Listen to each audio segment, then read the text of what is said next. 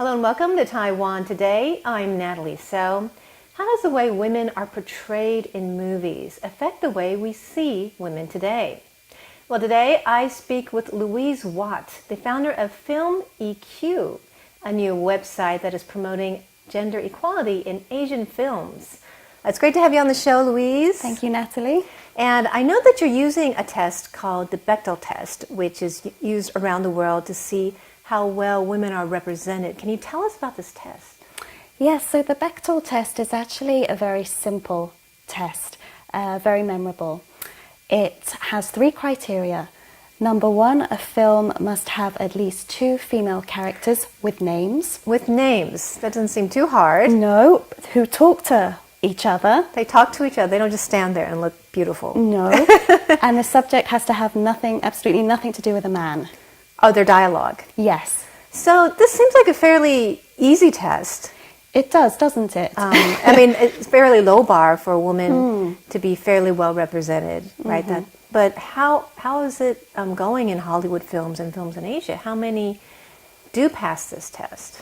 Well, according to the data that's available, and there are websites that look into this and people contribute to the studies, and actually I would say on average for a year, from about 50% to 65% of Hollywood films pass this test. So then you think of all the films that don't. And yes, it's a very low bar, and yes, it's a very simple test. And I'm not saying this test is perfect either, because a film could pass this test just because there are a few seconds of dialogue between 2 female characters about losing weight or something. But it's very simple and it's very memorable. So it's a wonderful awareness-raising tool. It's an easy way to find out. But, I mean, I would think that they would have a higher bar, like how many minutes, perhaps, women are portrayed on the screen as opposed to men. Is it equal? Or are their roles, as important as men? But it's nothing as complicated as that. No, but this is all really important, and this is really what we want to promote. We want to promote research into all the things you've just said. Because in the US, actually, there has been research done into the things you just mentioned in mostly Hollywood films. And so there has also been research done looking at the top markets worldwide for films. And what they found is that male characters speak and are seen more than female characters, and it's normally 2 to 1. So we are seeing and we're hearing male characters twice as often as we're seeing female characters. Right, and also I believe that the way that women are portrayed are probably, there are probably a lot of stereotypes in there, right? If they're not in dominant roles, then they're in supporting roles or less important roles or roles without a lot of dialogue. So what do you see in Asia in terms of gender stereotypes?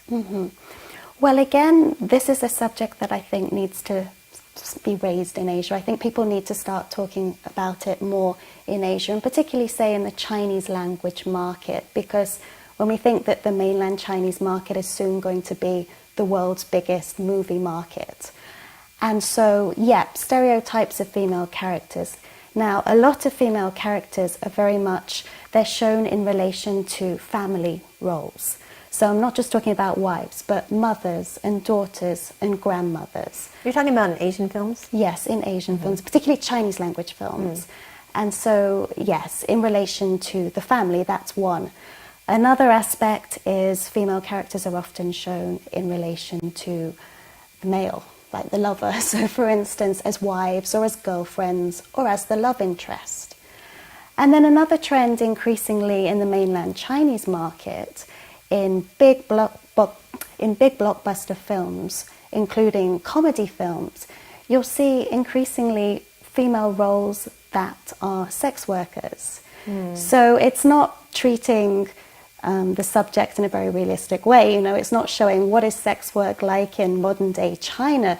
These roles are there for comedy value, to help the male heroes on their quest to find out whatever it is, and then they go on a long journey, and then of course there'll be a scene with a few sex workers who they meet just to keep the comedy value up. And so these sex sells, right? So that's probably one of the reasons they put it in there. Definitely that's how they think it works in the mainland Chinese market. But one important thing to note is that in China, there's no age classification system. So any film that's on at the cinema, anyone can go and watch. And so children are going to the cinema and they're kind of unconsciously being influenced by these kind of images, and they're thinking, oh, it's very normal to have these kind of gender dynamics. Right. So for women, for little girls, it's telling them that this is what women are seen as, right? That's part of your identity, right? Your sexual appeal. It could be a very strong part of your identity. Or it's telling men that that's what women are, sex objects, right? Absolutely. So that's definitely not a good message. Yes, and even not that aspect of it, but really what we watch is very powerful. It has a very powerful influence on how we view society, how we view other people, and sometimes how we view ourselves. Mm-hmm. So if you're a girl or a boy and all the films you watch or all the TV shows you watch have male characters as these heroes who go on these missions and they're adventurous and daring, they take risks. And then the female characters are princesses, or they're the love interest. It affects the way that you view gender roles. Mm. And there's a very powerful quote from Gina Davis, the Hollywood actress, who set up an institute to research this issue. And she said the more TV a girl watches, the fewer options she believes she has in life. Oh, that's really sad. It's really sad. And so movie producers need to be doing more to represent the diverse women out there. Mm. Well, we can see that phenomenon in a popular character like Wonder Woman. I remember when she came out, it seemed like all the little girls wanted to be Wonder Woman for Halloween that year. I mean, she was one of my favorite characters too. So what do you think of a positive model like her, a strong woman who's a hero and who's got personality and very smart? How does she affect women?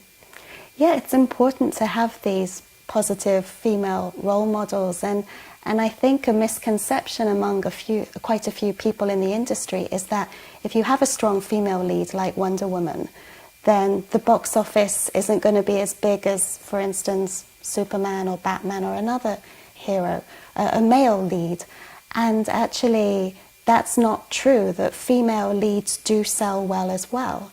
And interestingly, with Wonder Woman, when the Chinese market showed Wonder Woman, they did their own trailer. So it was a trailer specifically for the Chinese market. And what was interesting about the trailer is, and how it differed from the international market, was that in the trailer in China, Steve Trevor, who is Wonder Woman's love interest, if you will, he became the hero of the trailer. So he was a hero in the movie, but he wasn't the star of the movie. No, Wonder Woman actually becomes the secondary player in the trailer for the Chinese market, because you see Steve going off, like piloting his plane into war, and not only that, he talks more. Oh, he talks, in the trailer? In the trailer. He talks twice as much as Wonder Woman in the trailer for her own film in the Chinese market. So there's definitely a problem with Asian films. Well, this is not even Asian film. Not it's the way Asian that films. the Asians or the Chinese are interpreting a film or trying to market a film. Yes. And they think that a male superhero would be more appealing. Mm. And there could be many reasons for this. For instance, they could think that they're just catering for a male audience, that most people that go and see film are male 21 to 26. They might have this misconception, whereas really we women are quite a big market in ourselves as well. Or it might just be that these are the kind of programs and films that we've all been watching as we've been growing up. So a lot of this bias is unconscious. It's not intentional. It's what we see of society and what we're used to. So you're trying to change that, right? Through your website. Tell me what your website is doing. So our website is testing Asian films. So we're launching with a Chinese language version. We have a database of films and we're using the Bechdel test to test them. So each film in the database will say if it passes or fails the Bechdel test. It can have some other comments as well about why it passes or not. And we have Asian films in there, not just Chinese language films. At the moment we have Thai films, Japanese films, Korean films. And we want to, with this website, raise awareness of this issue. As we've spoken about, the Bechdel test isn't a perfect test, but it's a wonderful awareness-raising tool. So if people go to the cinema and they share this test with their friends, and while you're watching this test, you think, oh, are there at least 2 female characters, and do they have names? And do they talk about something other than a man? And it just gets you looking at films a little more critically. Right. And then the second thing we want to do is encourage some research into Chinese language films, so then we have more data to then go to movie producers and say, look, there's a really big discrepancy between the speaking time of male and female characters, and you need more women in the industry as directors and script writers and producers to solve this problem. Well, I think the problem in China is probably that most of the people in power in the entertainment industry are probably men, right? Even more so than in Hollywood. So you would see that the trailers cut the way you mentioned. It's probably just the male interpretation of this is how we need to sell this film, right? Mm-hmm. Yes. So if you don't have the female voice, the female view of the world out there in China as much, I think, as even in Hollywood. Yes, and I think in a lot of countries, the producers that are female, often you will see they are producers of the smaller budget films. So we really need to have more women who are producers of the big budget films as well, because let's face it, it's the mainstream films that are influencing the way we view the world more than the smaller independent films, unfortunately.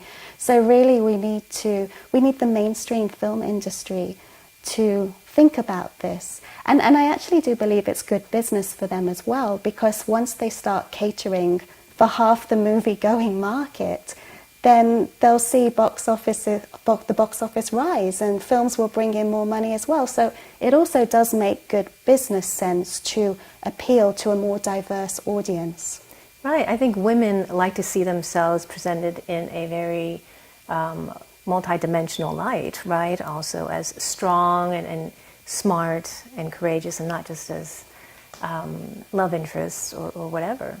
What do you think about the way that women have been portrayed throughout the years in film, how that has affected us as women?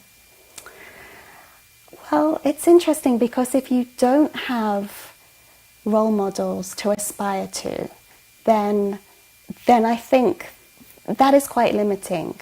And role models, of course, can be real people. They can be real presidents, prime ministers, and so forth. But the entertainment industry has such a powerful influence on society. It's hard to overstate how powerful its influence is. So to have strong female characters is great for the advancement of society. And again, there's some interesting research, and this is what the Gina Davis Institute did, one of their pieces of research. They found, if you remember the X-Files and Dana Scully, now she was one of the few intelligent, not there just to look pretty female scientists on television. And their research found that 2/3 of American women who are in the STEM field, so science, technology, engineering, maths, they actually say Dana Scully was their model. Wow. So they saw her. That's a lot. So they saw her on TV and thought, oh, I can do this kind of career too. So this is important. It's really important for society, right? It's not just like a fun little project to do. It affects all of us, right, and the future of society. It really does, because whatever you watch, it gives you an insight into what people are like. And you might see people on screen that, people who are different to you, and you have no contact with them most days, but you watch things and you see things and you think that's how people are. So actually it's a very good tool for promoting understanding. More diverse stories promotes mutual understanding. It promotes understanding between a lot of different people. Well, it's great that you're doing this for the Chinese language movie markets. Thank you so much for your Thank you, initiative. Natalie. So I've been speaking with Louise Watt. She just founded a new website called FilmEQ, and the web address is filmeq.org. Yes. So you can check that out. It's in Chinese right now, but they're also going to put up other languages such as English and Japanese, Korean is coming as well. And it's basically to promote gender equality in film in Asia. And you can be a part of her website by rating films through the Bechdel Test. So it's been great talking with you, Louise, and thank you for joining me on Taiwan Today. I'm Natalie So.